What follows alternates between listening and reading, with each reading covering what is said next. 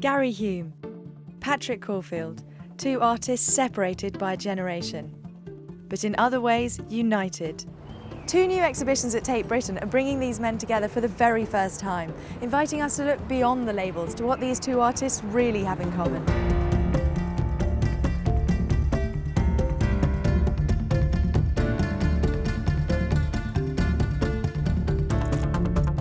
Gary Hume and Patrick Caulfield use colour to transform their subjects into something totally new. Both are associated with an art movement. Patrick Caulfield, pop art. Gary Hume, the YBAs.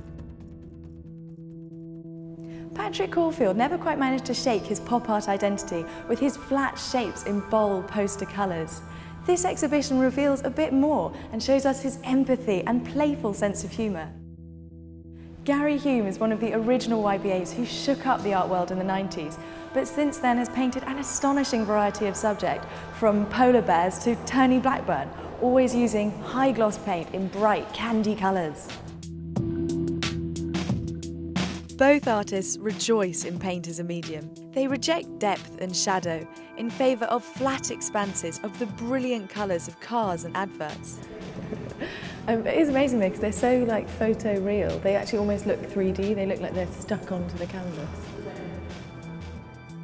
The lack of perspective turns often everyday subject matter into something unfamiliar and unreal. Curator of Gary Hume, Katharine Stout, says choosing from such a broad range of work was a challenge. It was actually very difficult to come up with a final selection, but I'm really pleased with how the exhibition reveals just how distinct Gary's approach is to painting and why he's such a leading artist of his generation. And how involved has Gary been himself in the organisation of the exhibition?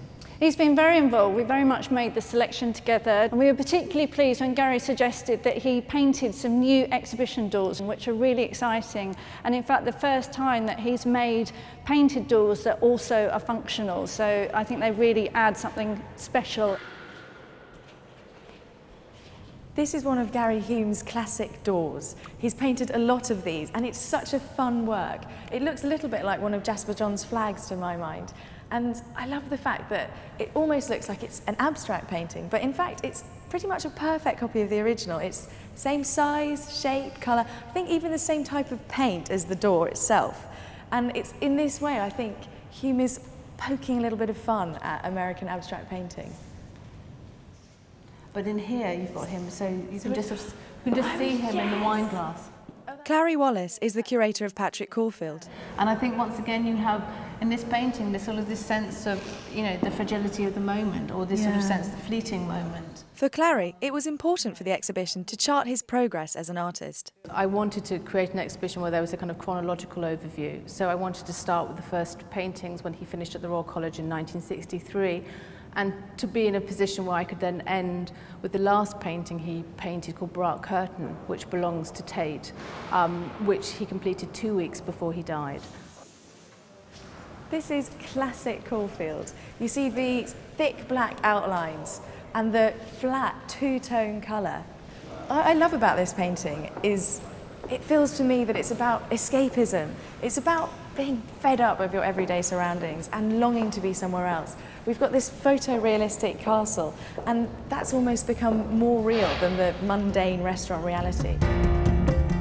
With one ticket, you can see two exhibitions by complementary British painters, and come rain or shine, you're guaranteed to see eye-popping colour that will stay on the back of your eyelids for days.